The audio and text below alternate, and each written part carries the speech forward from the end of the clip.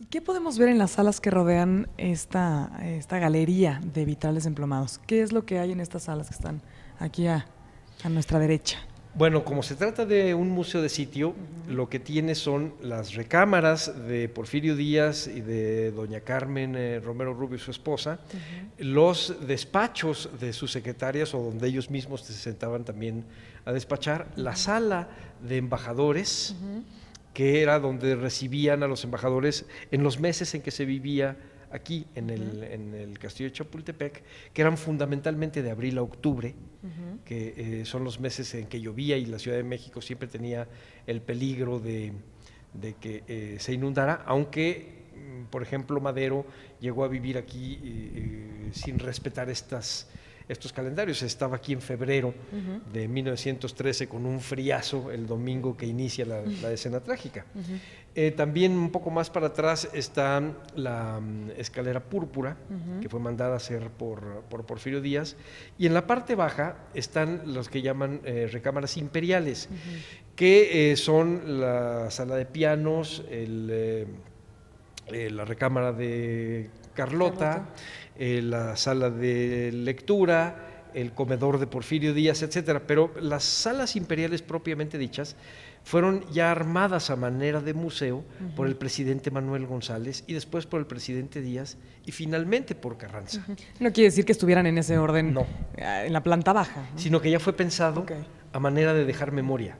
Es decir, suena interesante pensar que la misma zona en donde residían los presidentes querían dejar memoria de quien había decidido hacerlo, el castillo de Miravalle, que era Maximiliano. Sus mismos enemigos decidieron dejar memoria, y no memoria de un derrotado, sino memoria de un hombre que vivía con un cierto lujo, pero también con una gran austeridad. Hay varios salones, ya lo estamos viendo allá abajo, que están acondicionados como el salón de té o el salón de estar o el salón de espera o la recámara, pero no necesariamente geográficamente allí estaban situados, ¿no? Efectivamente, por ejemplo, la recámara de Carlota en realidad era la recámara de las damas de compañía de Carlota. La recámara de doña Carmen Romero Rubio era en realidad la recámara de Carlota. ¿Sí? La famosa cama, perdón, haciendo un paréntesis, y es que a mí sí me quedó el chisme que corrió durante muchos años, de que desapareció y se lo regalaron a cierta actriz de cine. ¿Es cierta este rumor o no? No, claro que no. Los muebles de Bull que se tienen de la recámara de Carlota fueron comprados por Manuel González, no habían sido de Carlota, y la cama la tenemos nosotros y los muebles los tenemos nosotros. A mí me daba mucha risa que yo oía a la gente asomarse a la recámara y ver la cama de Carlota y decir, esa cama es la que tiene el personaje en cuestión. O sea, pareciera de una cosa surrealista.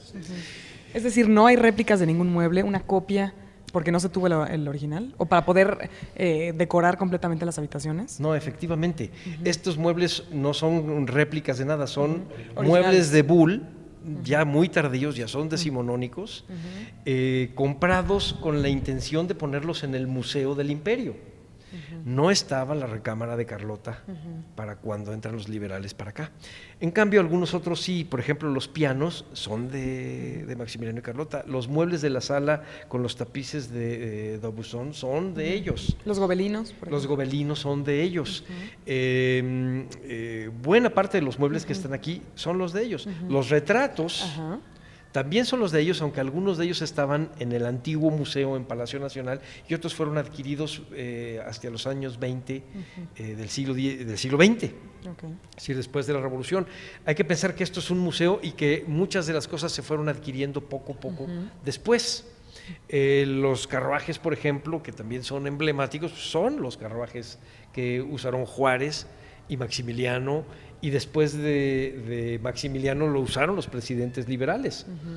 Lo que no es de ellos, hablo de Maximiliano y Carlota, son específicamente la recámara, ¿no? Nunca ha sido, la compró Manuel González hacia 1880. Y En nunca algún se lo momento- han regalado a nadie. Nadie, sí, de ningún expresidente se lo regaló a ninguna estrella de cine ni nada. En algún momento me encontré un carnet de baile que perteneció, me imagino, de alguno de las fiestas que hicieron aquí en Palacio, que a lo mejor no era de Carlota, a lo mejor era de alguna dama y se recopiló y se compró en algún lugar, ¿verdad? Sí, bueno, aquí por ser residencia oficial de Maximiliano, de los emperadores y de los presidentes, se hacían muchísimos eventos oficiales. De hecho, sigue siendo un espacio donde hay eventos de Estado. Está abierto como museo y al mismo tiempo se hacen eventos de un alto nivel de gobierno.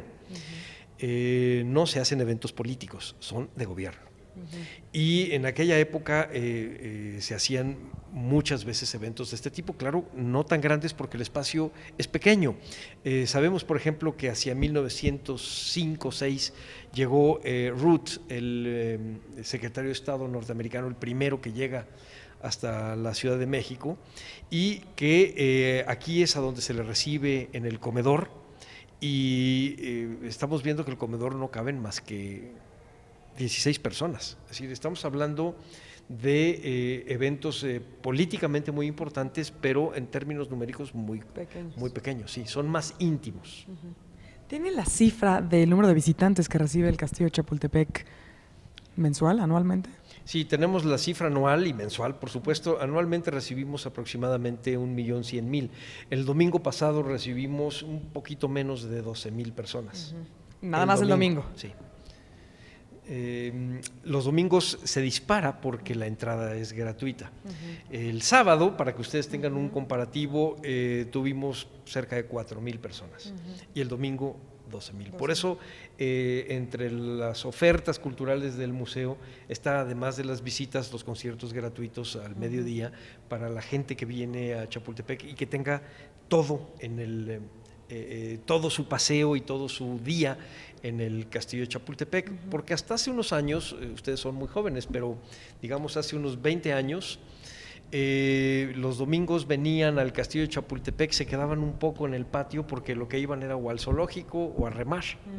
Y un poco lo que hemos buscado nosotros es que el que viene al Castillo de Chapultepec pueda estar 4 o 5 horas tranquilamente sin necesidad de estar saliendo, que lo disfrute todo.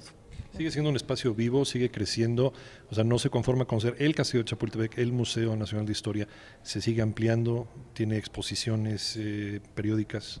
Sí, bueno, el funcionamiento del museo es el funcionamiento que tienen todos los museos del Instituto Nacional de Antropología e Historia, del Instituto Nacional de Bellas Artes, del círculo de circuito de museos de Conaculta. Se hacen programas de exposiciones temporales, se mantienen las exposiciones permanentes, se sigue adquiriendo cuando podemos algunas piezas de colección, tenemos un taller de restauración que se dedica particularmente a piezas históricas. Nosotros aquí hacemos los embalajes, todo lo que tenga que ver con la vida misma del museo. Hemos buscado que este museo sea hasta lo más posible autosuficiente. Pues, ¿les parece si hacemos un pequeño corte, Iñaki Manero, y regresamos para continuar platicando con el historiador Salvador Rueda, que es director del Museo Nacional de Historia Castillo de Chapultepec? ¿Regresamos? Continuamos.